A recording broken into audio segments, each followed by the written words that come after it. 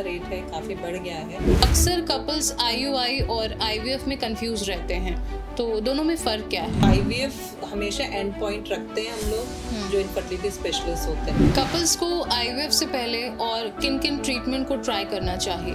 देखिए आईयूआई एक तरह से नेचुरल प्रोसेस ही है। इसमें बस हम क्या करते हैं कि हस्बैंड का स्पर्म लेके उसको प्रोसेस करके आपकी बच्चेदानी में डाल देते हैं। अगर कोई महिला पीसीओएस और थायराइड की समस्या से परेशान है, तो क्या उस महिला को आईवीएफ के बिना बच्चा संभव है? अगर आपकी उम्र 35 साल से ज़्यादा है और आप 6 महीने से ट्राई कर रहे हैं और आपको कंसेप्शन नहीं हो रहा, तो आपको स्पेशलिस्ट से मिलना चाहिए। पुरुषों में अगर स्पर्म की समस्या हो तो क्या आईवीएफ जरूरी है? Welcome to Zee News Bharat podcast और मैं हूं आपके साथ ज्योति श्रीवास्तव। आज हम जिस विषय पर बात करने जा रहे हैं वो हजारों दंपतियों के लिए एक उम्मीद है। विषय है आईवीएफ। आईवीएफ को लेकर ज़्यादातर कपल्स में ये संशय रहता है कि आखिर अगर उनके बच्चा नहीं हो रहा है तो क्या आईवीएफ ही एकमात्र उपाय है? क्या आईवीएफ के बिना बच्चे होना संभव नहीं है? ऐसे तमाम सवाल उन कपल्स में ज़रूर रहते हैं और आज हम उन्हीं सवालों के सभी जवाब लेकर एक बार फिर से आपके सामने हाजिर हैं। हमारे साथ स्टूडियो में इस वक्त मौजूद हैं देश की जानी मानी गायनोकोलॉजिस्ट और आईवीएफ एक्सपर्ट और साथ ही दीवा आईवीएफ लखनऊ की director doctor Vaishali Jain. Doctor Vaishali Jain, आपका बहुत बहुत स्वागत है हमारे इस पॉडकास्ट में। हेलो। मेरा सबसे पहले सवाल आपसे ये है कि क्या कारण है कि अब संतानोत्पत्ति इतना आसान नहीं रह गई है?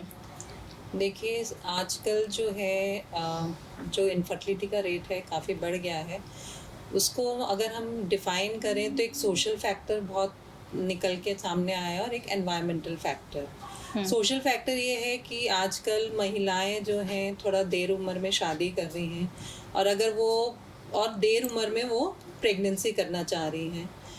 दूसरा जो हमारा लाइफस्टाइल है उसमें बहुत ज़्यादा स्ट्रेस हो गया है, खान पान में बहुत बदलाव हो गया है और जो प्रदूषण है वो भी एक कारण है जिसकी वजह से धीरे धीरे एग की क्वालिटी और तरह तरह के इसकी वजह से इनफर्टिलिटी हो रही है। दूसरा पीसीओडी जैसी बीमारी, थायराइड जैसी बीमारी, एंडोमेट्रियोसिस जैसी बीमारी जो इन सब फैक्टर से रिलेटेड है, उससे भी उसकी वजह से भी इनफर्टिलिटी बढ़ गई है। इवन पुरुषों में भी शुक्राणु की जो क्वांटिटी है वो कम हो गई है। बच्चा नहीं होना सबसे ज़्यादा इसके लिए जिम्मेदार कौन होता है, महिला या पुरुष? दोनों इक्वली रिस्पॉन्सिबल हैं। 40% केसेस में फीमेल फैक्टर होता है, 40% में मेल फैक्टर होता है, 20% जो होता है कंबाइंड होता है या अननोन फैक्टर्स होते हैं जो हम आइडेंटिफाई नहीं कर सकते। उसको अनएक्सप्लेन इनफर्टिलिटी भी बोलते हैं। क्या बच्चा ना होने का सिर्फ एक मात्र उपाय आईवीएफ ही है या इसके अलावा कोई और भी विकल्प है? देखिए मैं आईवीएफ स्पेशलिस्ट से पहले मैं एक इनफर्टिलिटी स्पेशलिस्ट हूँ। आईवीएफ जो भी है वो यूजुअली एंड ट्रीटमेंट होता है इनफर्टिलिटी कपल के लिए। कुछ केसेस में ही हम कहते हैं कि IVF is the first step, लेकिन अधिकतर जो कपल हैं, जो दंपति हैं, वो दवा के मॉडिफिकेशन से, कुछ लाइफस्टाइल के मॉडिफिकेशन से, डाइट के मॉडिफिकेशन से, कुछ हार्मोन्स वगैरह ट्रीटमेंट करके वो कंसीव कर सकते हैं। तो आईवीएफ हमेशा एंड पॉइंट रखते हैं हम लोग जो इनफर्टिलिटी स्पेशलिस्ट होते हैं। कपल्स को आईवीएफ से पहले और किन किन ट्रीटमेंट को ट्राई करना चाहिए?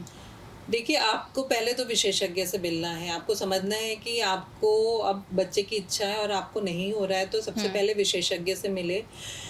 हर नॉर्मल स्त्री रोग विशेषज्ञ ज़रूरी नहीं है कि इनफर्टिलिटी स्पेशलिस्ट हो और ये भी ज़रूरी नहीं है कि जो आईवीएफ कर रहा है वो सीधा आपका आईवीएफ करेगा। हाँ, वो एक एडवांस ट्रीटमेंट कर रहा है, लेकिन अगर आपको ज़रूरत है तभी वो आपको प्रिस्क्राइब करा जाएगा। अदरवाइज उससे पहले जो होती हैं कुछ डाइटरी मॉडिफिकेशन बताया जाता है, कुछ मेडिसिन्स ऐड करी जाती हैं। आपको थायराइड है, पीसीओडी है, एंडोमेट्रियोसिस है, तो उसको ट्रीट करा जाता है। आपकी ट्यूब्स ब्लॉक्ड हैं तो कभी कभी लैप्रोस्कोपी करके उसको करेक्ट करा जाता है। टाइम्ड इंटरकोर्स एक चीज़ बताते हैं कि जिसमें हम एक टाइम फ्रेम में जिसमें संभोग करने से बच्चा होने की संभावना ज़्यादा होती है, एक टाइम फ्रेम बताया जाता है। अल्ट्रासाउंड की हेल्प से फॉलिकुलर मॉनिटरिंग करके हम बता सकते हैं कब आपका अंडा बन रहा है, कब रप्चर हो रहा है। कुछ हार्मोन्स देख के हम ओवुलेशन इंडक्शन करते हैं, मतलब आपके अंडे की क्वांटिटी और क्वालिटी बढ़ाते हैं। एक छोटा प्रोसीजर होता है इंट्रा यूट्राइन इंसेमिनेशन। तो ये सारी चीज़ें असिस्टेड रिप्रोडक्टिव टेक्निक्स में आती हैं। तो आईवीएफ जो है, अगर ये सारी चीज़ें फेल हो जाती हैं या और कोई कारण है जिसमें आपको स्ट्रेट आईवीएफ की ज़रूरत पड़ती है, तो आईवीएफ की ज़रूरत है, वरना आप इन सब ट्रीटमेंट से भी कंसीव कर सकते हैं। अक्सर कपल्स आईयूआई और आईवीएफ में कंफ्यूज रहते हैं, तो दोनों में फ़र्क क्या है? देखिए, आईयूआई एक तरह से नेचुरल प्रोसेस ही है। इसमें बस हम क्या करते हैं कि हस्बैंड का स्पर्म लेके उसको प्रोसेस करके आपकी बच्चेदानी में डाल देते हैं। इट इज़ मोर और सिमिलर टू नेचुरल प्रोसेस, जो भी नेचुरल प्रोसेस हो रहा है। बस जो आप नेचुरल प्रोसेस कर रहे हैं उसमें टाइमिंग थोड़ी हम इसमें इम्प्रूव कर देते हैं। दूसरा, हम स्ट्रेट अवे बच्चेदानी में डाल रहे हैं, तो इसका सक्सेस रेट जो आप नेचुरल कर रहे हैं उससे 10 to 15% बढ़ जाता है। और स्पेशली आईयूआई का रोल है जहाँ पे अनएक्सप्लेन इनफर्टिलिटी है या हस्बैंड की शुक्राणु बहुत कम है, जिसमें हमें चांसेस लग रहे हैं कि नेचुरल होने के कंसेप्शन विल बी लेस, तो उसमें हम आईयूआई ऑफर करते हैं। आईवीएफ क्या होता है? एक कृत्रिम प्रक्रिया है जिसमें शुक्राणु बाहर निकाले जाते हैं, अंडा और अंडाशय में से अंडा निकाला जाता है और उसको एक टेस्ट ट्यूब में डेवलप करा जाता है और एक भ्रूण बनता है, एम्ब्रियो बनता है। तो ये जो एम्ब्रियो बनता है वो हम बच्चेदानी में डाल रहे हैं। तो ये एक तरह से कृत्रिम प्रक्रिया हुई। तो आईवीएफ और आईयूआई में डिफरेंस है। क्या कोई ऐसा ट्रीटमेंट चलन में है जिसके आधार पर बच्चे पैदा किए जा सकते हैं आईवीएफ के अलावा? मैंने आपको सारे ट्रीटमेंट बताए हैं कि आईवीएफ के अलावा असिस्टेड रिप्रोडक्टिव टेक्निक्स में हार्मोनल टेस्ट से लेके हार्मोनल इंजेक्शन से लेके फॉलिकुलर मॉनिटरिंग, दवाइयाँ, इंजेक्शंस और आईयूआई ये आप प्रोसेस कर सकते हैं। और उसके बाद अगर सक्सेसफुल नहीं होता है तब आपको आईवीएफ का सोचना चाहिए। अगर कोई महिला पीसीओएस और थायराइड की समस्या से परेशान है, तो क्या उस महिला को आईवीएफ के बिना बच्चा संभव है? डेफिनेटली आईवीएफ तो ज़रूरी है ही नहीं इन पेशेंट्स में। सबसे पहले उनको अपना लाइफस्टाइल मॉडिफिकेशन करना है, डाइटरी मॉडिफिकेशन करना है। PCOD is a lifestyle disease. आपने अपना वेट मैनेज कर लिया, अपना स्ट्रेस कम कर लिया, आपने अपनी डाइट मैनेज कर ली, तो काफ़ी हद तक आपके साइकिल्स रेगुलर हो जाते हैं। आपकी जो अंडे नहीं बन रहे, क्योंकि इसमें एनओवुलेशन होता है, मतलब अंडे नहीं बनते, तो वो आपके बनने चालू हो जाते हैं। तो प्रेगनेंसी होने की संभावना स्लाइट मॉडिफिकेशन से पॉसिबल है। ऐसे ही अगर आप थायराइड की दवा खाने लगेंगे तो आपका चांसेस ऑफ कंसेप्शन हो जाएगा। पुरुषों में अगर स्पर्म की समस्या हो तो क्या आईवीएफ ज़रूरी है? देखिए, हम जो एक कट ऑफ मानते हैं कि अगर 15 मिलियन से कम है तो मेल इनफर्टिलिटी है, ठीक है। उसके बाद 15 मिलियन से 5 मिलियन तक हम आईयूआई बोलते हैं कि आप आईयूआई से आप कंसेप्शन कर सकते हैं। हाँ, अगर बहुत ही कम है, यानी कि 5 मिलियन से कम है, तब तो फिर आईवीएफ ही ऑप्शन बचता है। तो उसकी गुणवत्ता, उसकी क्वांटिटी, क्वालिटी कैसी है, मोटिलिटी कैसी है, स्पर्म्स में हम मूवमेंट देखते हैं, तो वो सारी चीज़ें जब हम असेस करते हैं उसके बाद हम बताते हैं। और उससे पहले भी हम कुछ ट्रीटमेंट देते हैं मेल्स को कि भाई कुछ एंटीऑक्सीडेंट्स देते हैं, कुछ वाइटामिन्स देते हैं, कुछ लाइफस्टाइल मॉडिफिकेशन बताते हैं। कभी कभी उससे भी स्पर्म क्वालिटी और क्वांटिटी इम्प्रूव हो जाती है, तो उनको आईवीएफ की ज़रूरत नहीं पड़ती है। आईवीएफ से पहले कपल्स को मतलब कौन सी नेचुरल या साधारण चीज़ें ट्राई करनी चाहिए?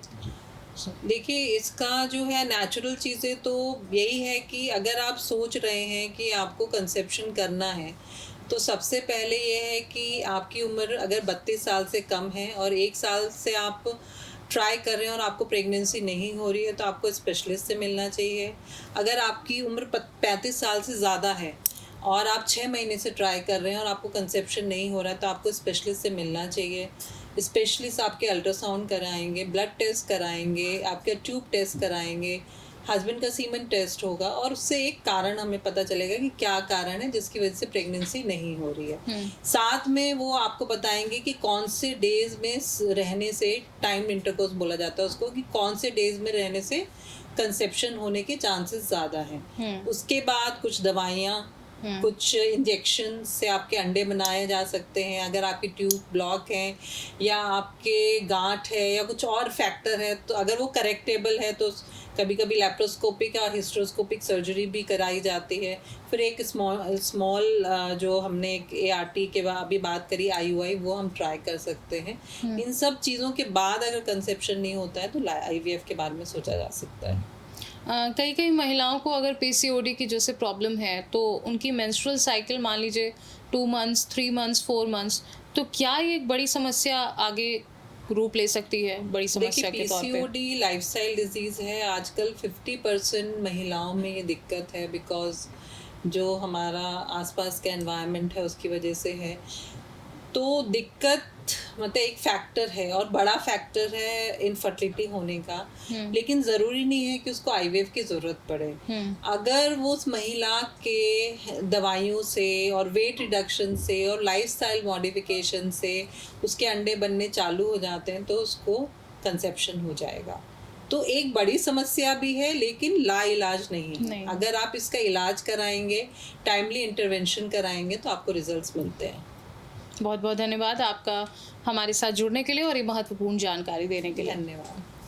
तो जैसा कि आपने आज जाना कि संतानोत्पत्ति IVF के बिना संभव है या नहीं, आज के इस विषय में हमने कई महत्वपूर्ण जानकारियों को इकट्ठा किया है और आप तक सीधे पहुंचाया है।